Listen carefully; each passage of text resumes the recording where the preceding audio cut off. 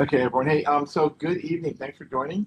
My name is Robert Yee. I'm a systems engineering manager here at Cisco, and I've been running the Cisco users group for now over 21 years with my partner in crime, Jason Bomar, and then AJ Shaw has recently joined us.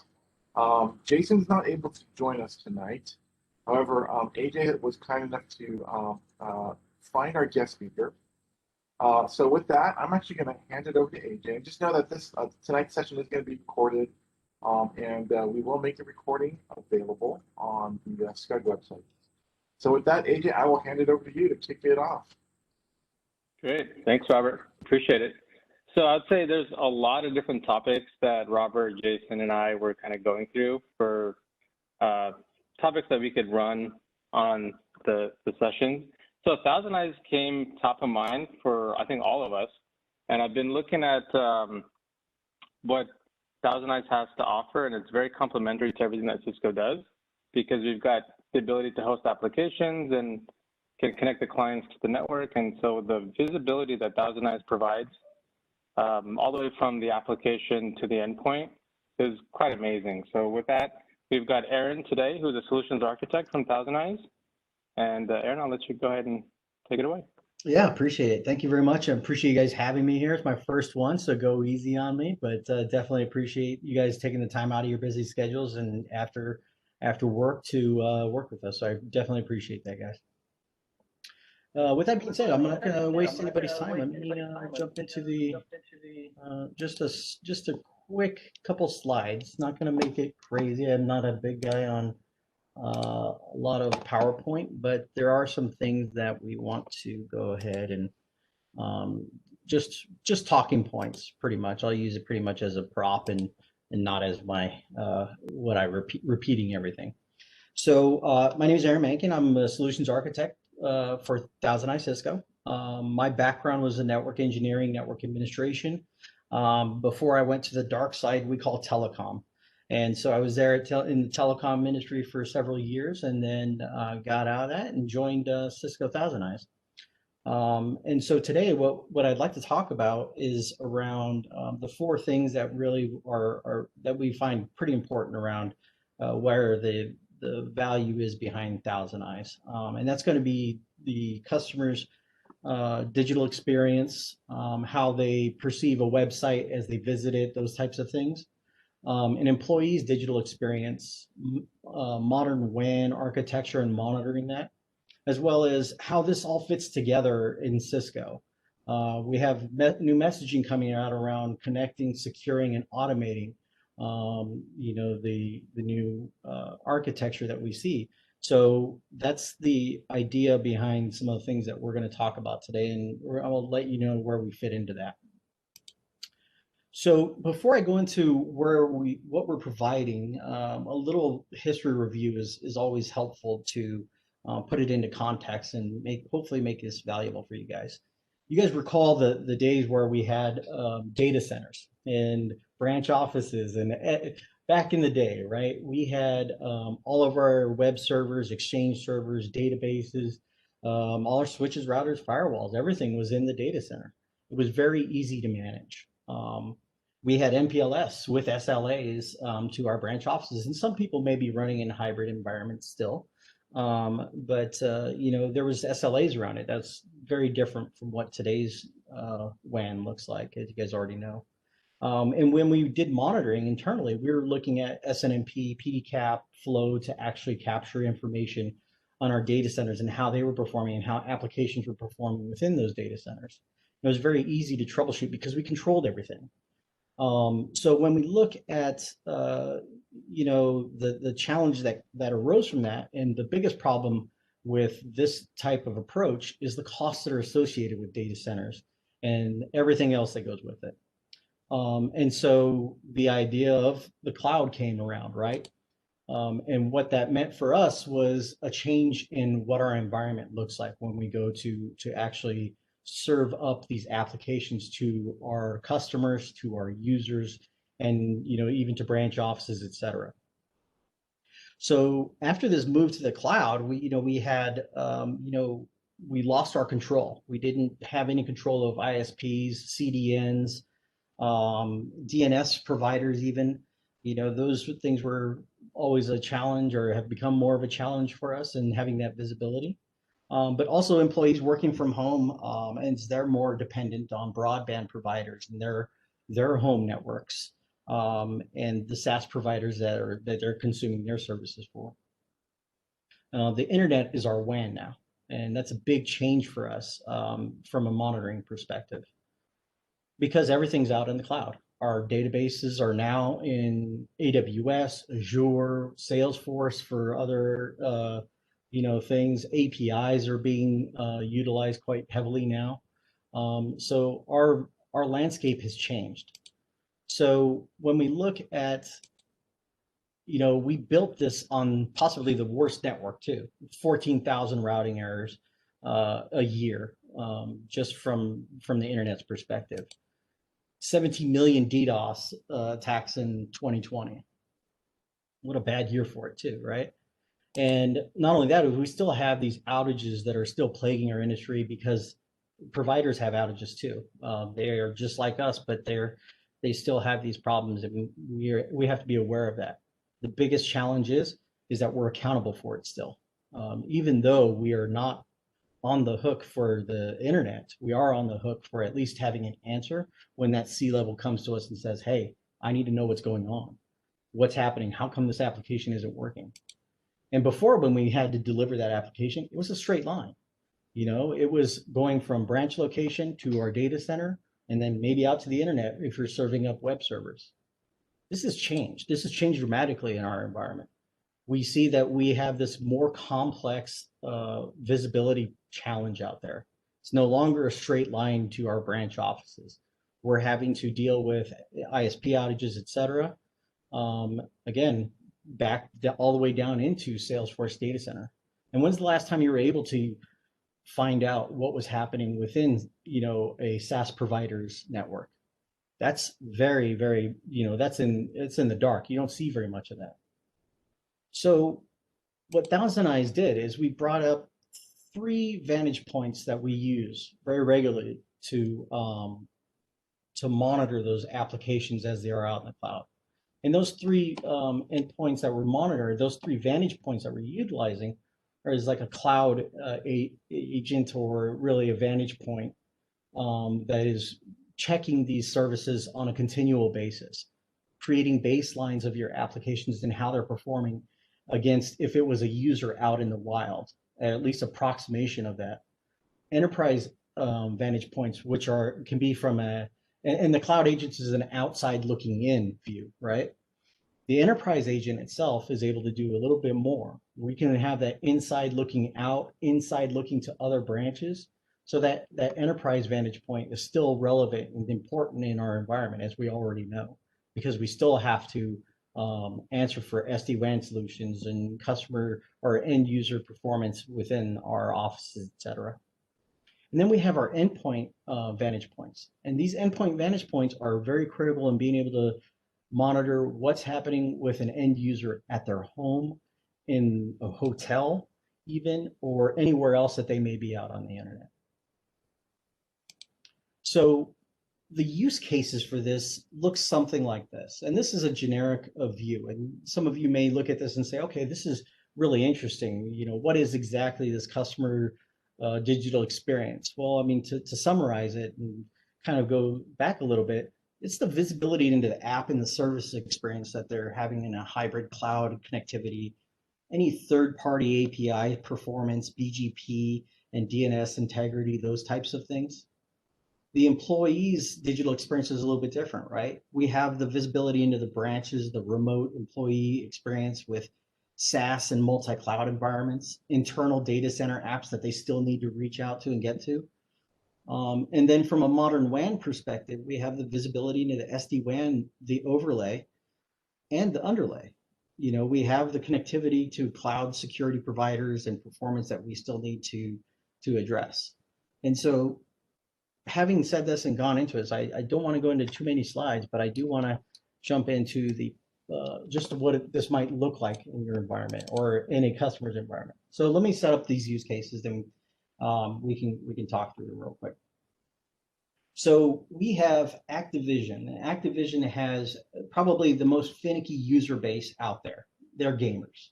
These guys demand high performance. They will do this. If you don't know, then ask a kid how his Minecraft is performing, and he's going to give you the raw, brutal truth about how your network is. And he's going to understand what delay and latency is already. I asked my 15-year-old, I had to explain it to him, and he gets it now. So when we have Activision, their support, if a user can't create a ticket or open a ticket with Activision, it becomes an issue. So they monitored the URL, and you can see that down here. We're monitoring support.activision.com. And you just had your coffee, you get up, you get into the office a little bit early, right? It's 6:30 in the morning, you haven't had your coffee, you're just getting to your desk, and you get a call. And the help desk technician is complaining about issues with Activision support not being online. Well, you log into the ThousandEyes platform, and now you can kind of see what's happening in the world. In this case, we can see that Activision support is not working for the EU. It's working perfectly for North America and for Asia, parts of Asia, but for the most part, EMEA is having a problem.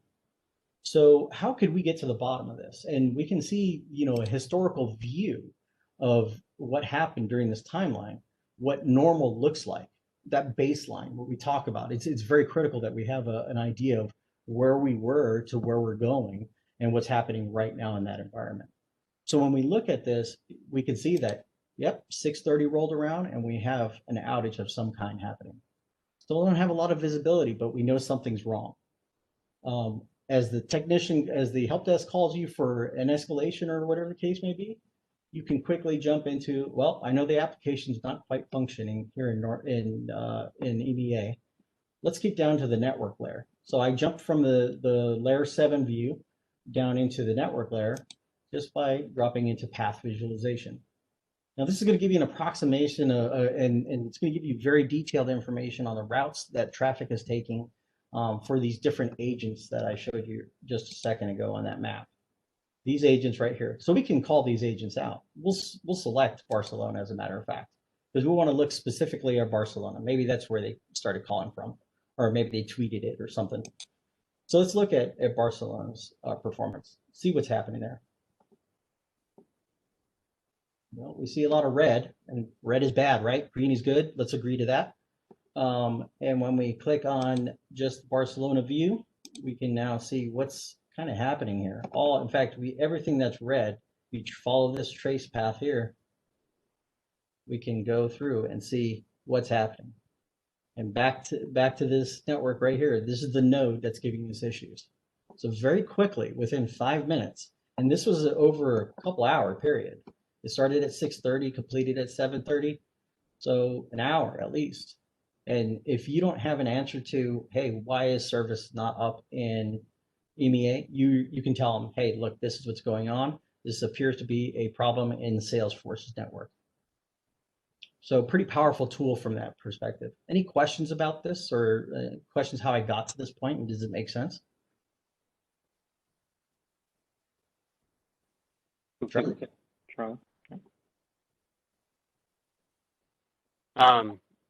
I'm guessing are these just agents in general that the ThousandEyes platform has available for everybody, or are these specific for this one particular customer? Sure. So we've created these tests at several different locations. Here in this case, we have these agents that are assigned to this test. So these are cloud agents. And if you recall that I mentioned these cloud vantage points or agents, they're out in the wild, right? So we are providing those agents for use by our customers to run these tests against this web service here. Does that make sense, Charlie? Okay. And then there's the enterprise agents too. We can go into some of that as well. So another use case we talked about was around the modern WAN. SD-WAN, as a matter of fact. And most SD-WAN, you'll be able to to capture the overlay as well as the underlay. In this case, we're going to look at the overlay first, and then I'm going to show you the underlay, what that would look like in a sample. Hey, So in Aaron, this case, yes. sorry. I think I just had another clarification question on the agent. So Sure. this was something in IaaS, like Azure or AWS, that's running between somewhere on the customer so prem? the cloud agents, the ones that we run are at ThousandEyes is in tier 2 or tier 3 data centers.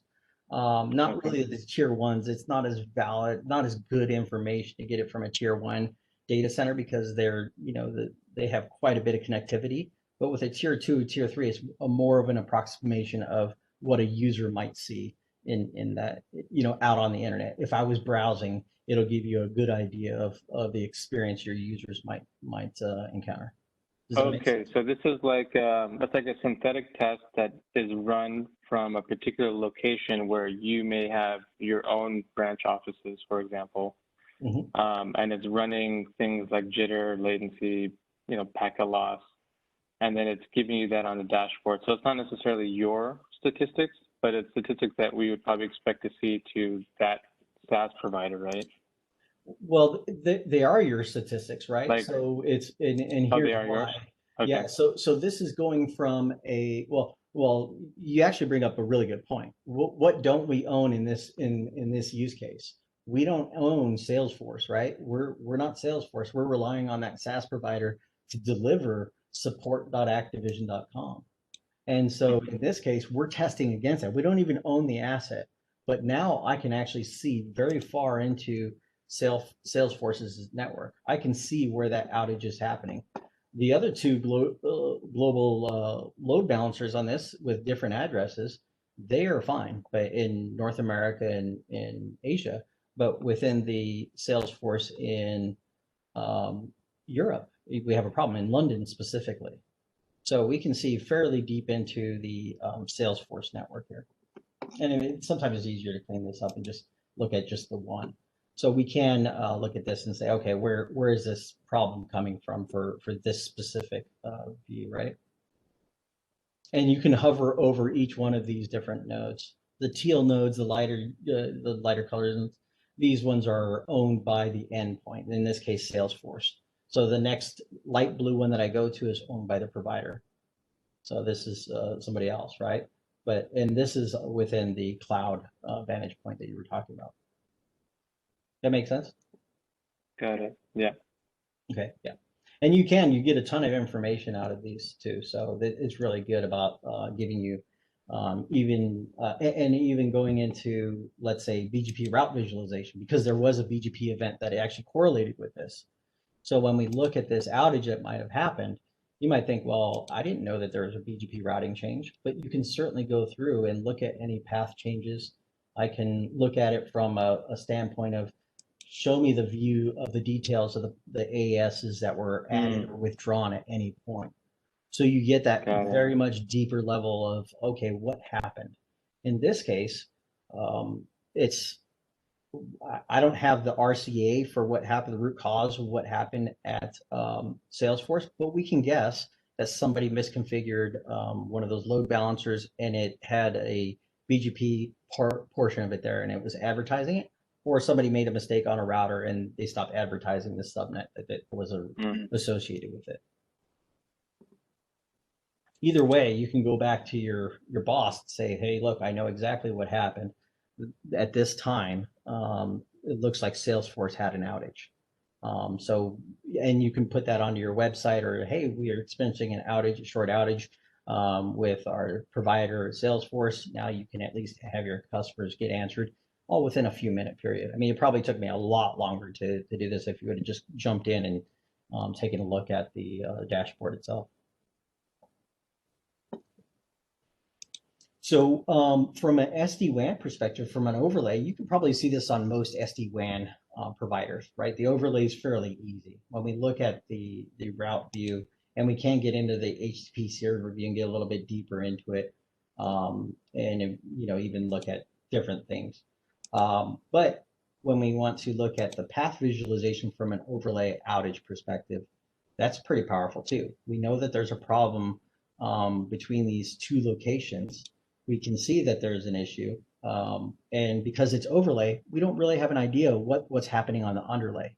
Which side of the problem is really causing it? Is it at the endpoint or at the branch office, or is that your head end?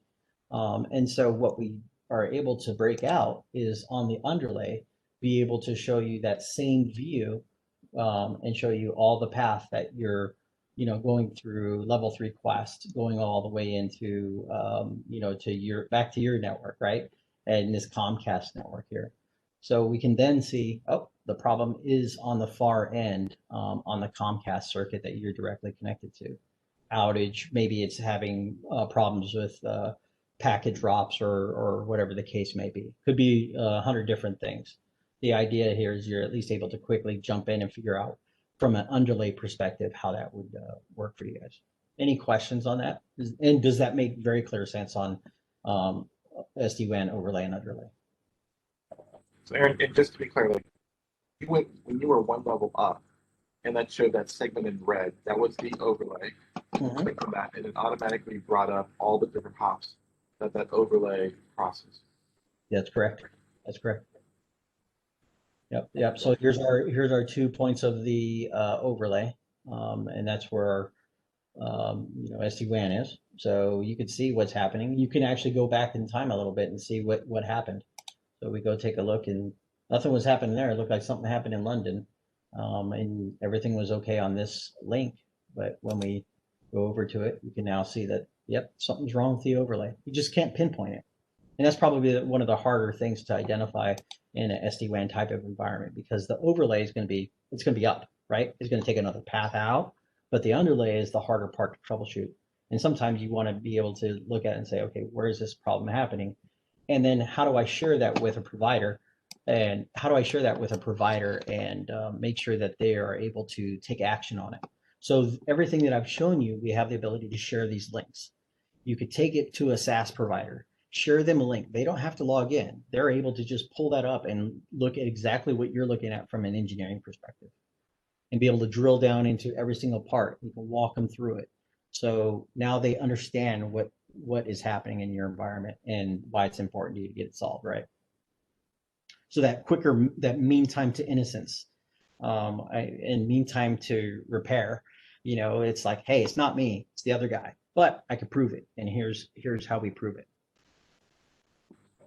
So to help with that troubleshooting, do you send that third party a link in read only and off? Yeah, that's right. Absolutely.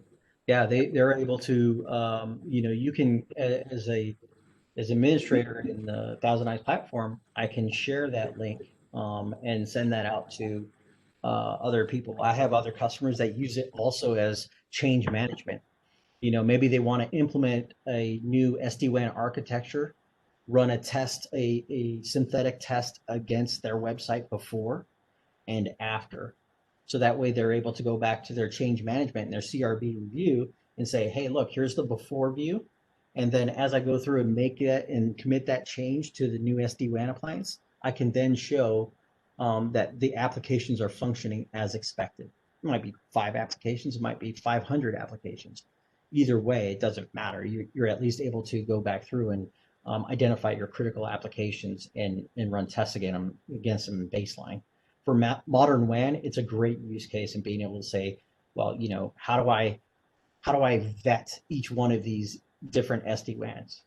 Now, maybe you don't want to go Cisco for whatever reason. I don't agree with that, but let's look at how do we make the playing field level and figuring out what's going to work for a customer, right? What's going to work for IT people. So the last use case, and this one is near and dear to our hearts, just by a quick, yes or no, Charlie, since I see you, are you running into problems with home users, internet ISPs, or wireless access points or anything like that? Are those getting escalated to you? Or anybody on your team? Well, since the majority of our operation is VDI, we're in a pretty nice situation there because our bandwidth requirements are low, our latency requirements are modest. The one place where things do crop up is Zoom. Okay. We can have large, some people within the organization will schedule calls. They could be quite large, and you'll have a subset of the population that is not experiencing the ideal call. Less than optimal, right? Yep. Yeah, that's the name of the game sometimes with UC providers and being able to hold them accountable for that. Actually, we do have VDI implementations as well that helps control performance even from the endpoint or the data center view out to the SaaS applications, et cetera. And in this case, if we look at this, we get a call. The use case here is you get a call, a user is having problems accessing GitHub in this case. You bring up the ThousandEyes platform, you're able to quickly pull up his, the list of the machines, pull up his machine, his specific experience. And so we have these things called experience score. Experience score can be from 0 to 100. 100 being great, there's no problems whatsoever. 0 being, it probably didn't even get past DNS. It couldn't connect, right? So that experience from that website is poor. Let's agree to that. Again, if we want to pull up GitHub specifically, we can quickly pull up our endpoint agent view and look at his experience from CPU utilization, important information about the user's machine, wireless info, the SSIDs, all the different pieces that you're going to expect to look at when you're getting on a call with an end user to troubleshoot his home wireless or some other, maybe he's at a hotel or something like that. So you're able to really take a very deep view into what that user is seeing, even pulling information about what digital assets that they're utilizing in this waterfall view here. So pretty powerful from that perspective. And we're only looking at what domains that are specified by the administrator. You can do impromptu tests and so forth. But in this case, we know the GitHub's problem. Let's get to Ronaldo's issue here and see if we could quickly figure it out. Again, red is bad, green is good. We do have these little red tick marks here that you're able to identify what problems might be out there to make it very, very apparent for you. So when we look at on that last screen that you had, was that made possible by the agent for the endpoint? Is that how we got that information? Okay. Yeah, that would be as if it's installed on my laptop, my computer. It's a very lightweight application that does two things. Number one, it's able to monitor the network interfaces on the machine and feed that information out to our collection center, as well as being able to identify, the performance and the experience on the website and the browser specifically. So it's looking at the different browser elements as it pulls up a web page of DOM elements, and it's able to measure the performance from that first load, that first request all the way down to the first byte coming back with the data from the browser, from the server, sorry. Aaron, is the agent, is it a pro agent or is it permanent? Like it has to be installed. It does, yeah. I even hate to bring up the word agent because it's a bad word and some people in particular, right? But it is very lightweight. It is one that can be installed using normal install methods, whether it's SCCM or GPOs and so forth. So, but it's very easy and you can send a link to somebody and they can download it, install it if they are remote, etc. So, go ahead. Is there a question? So we can see that we are experiencing some loss on this page. We don't know exactly what that loss is yet, but we do identify that there is some loss happening. We do have different metrics that we could pull on, whether it's latency, jitter, even on these web transactions that are happening. We can identify jitter, etc. And any browser errors that might come up. These are things that come up, and we can take a look at them and dive deeper into them if we need to. In this case, I know what's happening here, right? So we look at the network, and specifically when I'm going to pull up just this one user, right? So we're looking at Ronaldo's MacBook. Red is bad still. So we can see that it's not a problem with his immediate connection. Partially it might be, because we look at it, he's only at 50% signal quality. Might be some other things that crop up in there. We'll jump into that in a second, but following the path out to GitHub, which is this bad boy right here, we can see that there are problems in Telecom Italia and their network. So not necessarily completely GitHub's fault, but just the provider that's being used to get to GitHub. And I did mention that there was some other problems around the network as well. When we look at network, we can look at different things. Again, back to that agent being out there, we can look at the CPU load, latency, but also I can get down to a layer 2 view from a wireless perspective.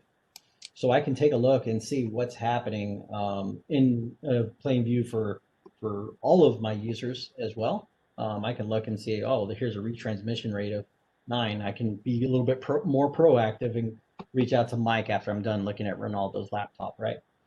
So in this case, I can look at gateway loss. This is one that happens and creeps up. Also, I can look at the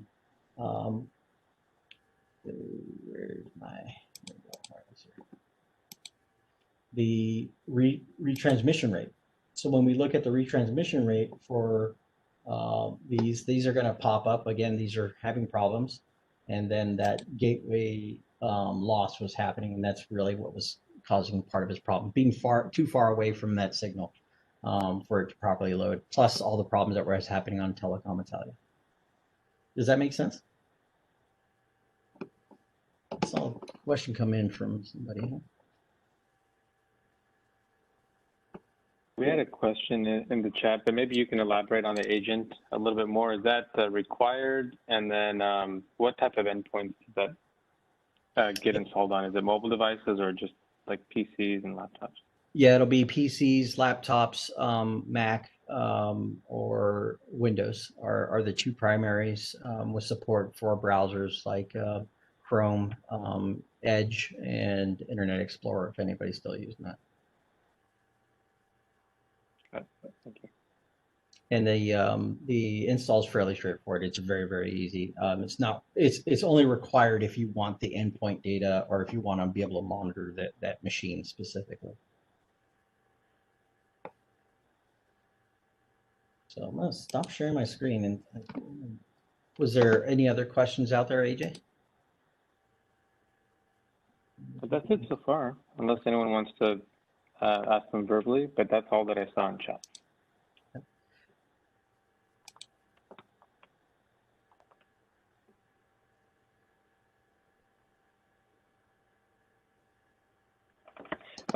Maybe I could ask a question just for my own edification. Aaron, is the ThousandEyes kind of modular? So meaning like if you really only want, whether it's the WAN visualization or the path visualization, you can just get that for your WAN purposes without the agent, and you still have a certain level of visibility, or what do you give up if you don't have the agent? Yeah, so depending on the agent that you're requiring, right? We do have 2 of them that can be deployed by a customer, and that's the enterprise agent. So it might be like a little virtualized device in data center. That's one that's very easy to roll out. OVA is already on the platform itself, so you can download it and have it automatically connected to your instance. And then the endpoint agent is the one that you can still download from the platform itself, or you can send a link to a user for them to install if needed. But it's not required that you have the endpoint agent. You can just choose to use an enterprise agent or no agents at all if you're in a full cloud environment. So if I wanted to just monitor SaaS applications out on the wild, I don't necessarily need to have an enterprise agent or an endpoint agent. The main benefit behind the endpoint agent is around just seeing that end user's performance, et cetera, to these apps. And scheduling those tests, you can actually have it automatically reach out and test on a periodic basis on a certain amount of users if you wanted to as well. Got it. Do these agents report back into like a SaaS-based collection, or does it go back to the customer OVA for the management console, or however it's set up? It comes back to the ThousandEyes platform, and the ThousandEyes platform, and I apologize, I did miss addressing this, but the ThousandEyes platform, let me get this back out there. This is important to touch on. The ThousandEyes,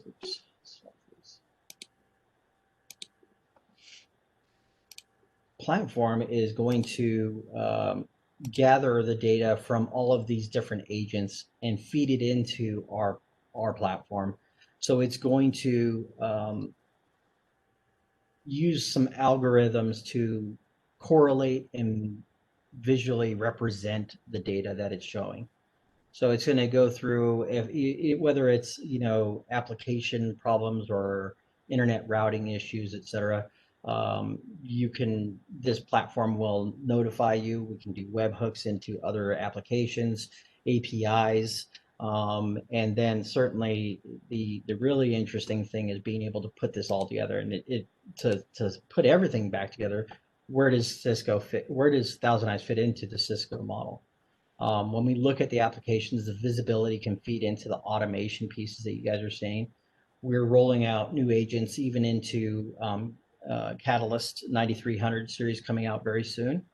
And those agents can be deployed to your switches in a virtualized in the iOS X8 in the latest release here too. And we do have more endpoints that we're going to be rolling out as well. So whether it's into Meraki or Viptela, we are able to go through and roll these out into a lot of different things. And a lot of that's coming out from the Cisco standpoint. So how this all fits together is the eyes behind the automation. We have to know what we're looking at and what's happening in our networks to be able to effectively go through and orchestrate the changes we need them to make on an automated basis. And that orchestration piece and being able to gather all this information and utilize it is what we feel is probably the most empowering part of it. Got it. Thanks, Aaron. I've noticed Meraki's got an analysis module that seems to be kind of in its infancy.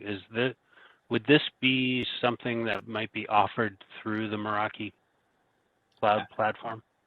I would say that it's roadmap right now, and it is something very top of mind for ThousandEyes to be able to integrate into the Merakis, into the Viptelas, into the chassis, the switch chassis, and so forth. And I think Chuck is doing a great job being able to say, look, this is what we're going to be able to do. These are the great things that we're able to see and embed into our devices. And that's ideally, we'll see a lot more of it, even into other things that we haven't even done yet. There's some cool things coming out. I think it'll be very interesting to see. Because that type of integration would be ideal. I mean, we've paid for it on a couple of our nodes just to see what's going on and how that module that Meraki offers, how robust is it? We're not thrilled, but it does give us more info than we had without it. Mm-hmm. And if it was something that was going to integrate through Meraki, it would be easier on the customer side to not have to go and make a separate purchase of a separate sub-product within the Cisco ecosystem when can be a feature purchase within an existing environment that we've already invested in. I'll tell you that I think that Cisco would probably tend to agree with you. They would tend to agree with you, and we're already seeing more stuff on App Dynamics as well. We already have integrations into App Dynamics if you're familiar with them. to where you can pull data into from our platform itself. You're able to pull that data in. If you have a test that's running against a web server and you want to be able to look at the network side of that performance, you're able to pull that in and have that display on the AppDynamics main screen on their landing screen. It's almost like other products are OEMing your technology, so you might not get all the label visibility, but you would definitely be getting more. Yeah, it depends on Well, the use cases, right? Like, so AppDynamics is meant for more of a developer versus a network engineer. They may not have the same, you know, visibility, like they may not have the same visibility requirements. So to be able to pull those in from a networking perspective, and it actually, it seems to help the app teams and the network teams work together, because most of the time it's like a finger pointing exercise, like whose problem is it? Is it the server or is it the network? Well, how do we work together and how do we do this? It seems to be bringing a lot of people together because the application teams can now understand what's happening in the network world. And you know, there's a big difference between the app guys and the network guys, as you already know.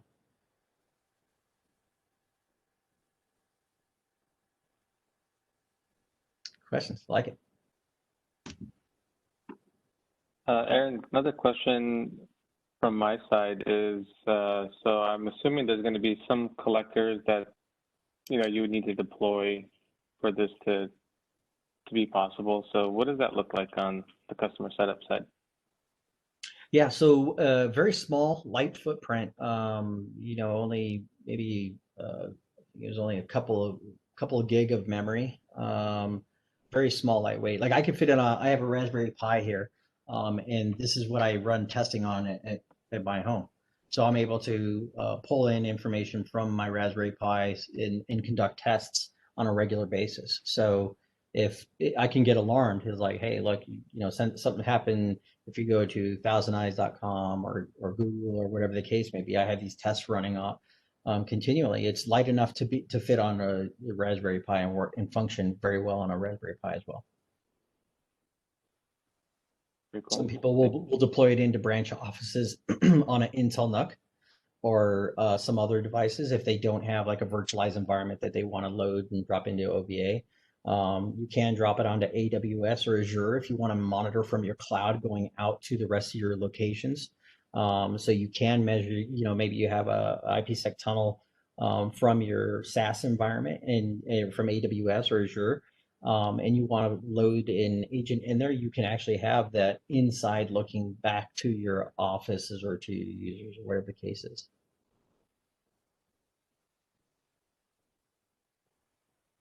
Thanks.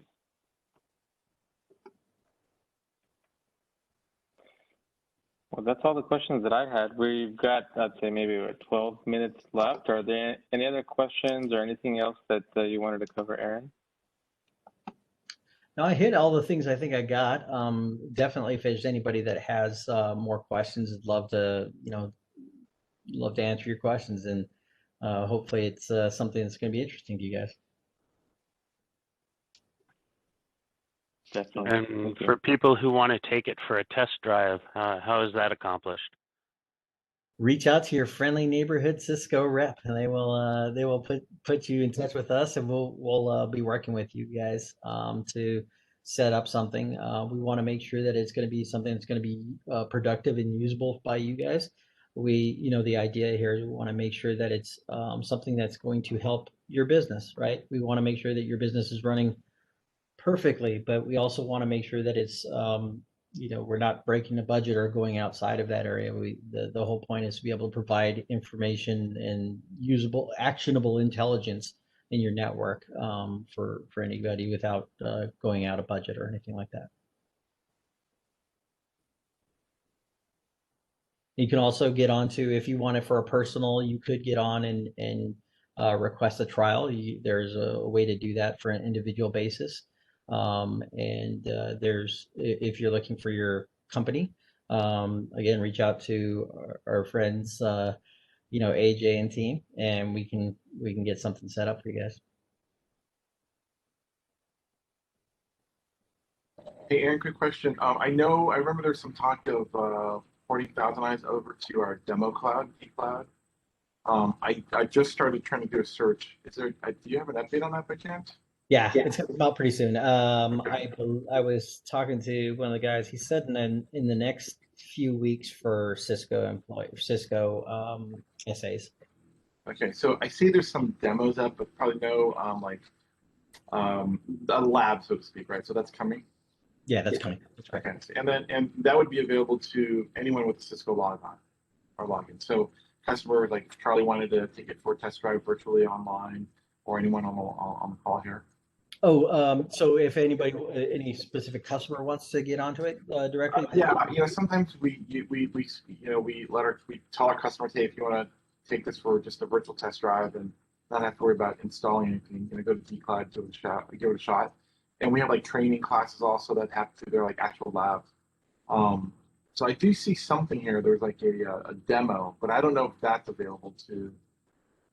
It's internal. It's an internal one. Okay. Yeah. So, but at some point we may have something that's available for customers to just take per spin. I hope so. That'd be cool. That would be cool.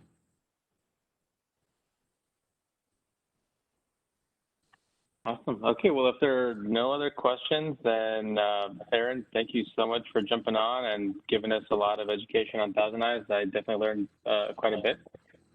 Charlie, thanks for your questions.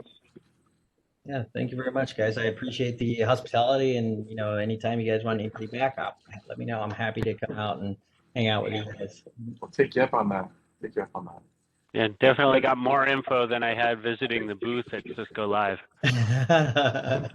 Yeah, fair enough.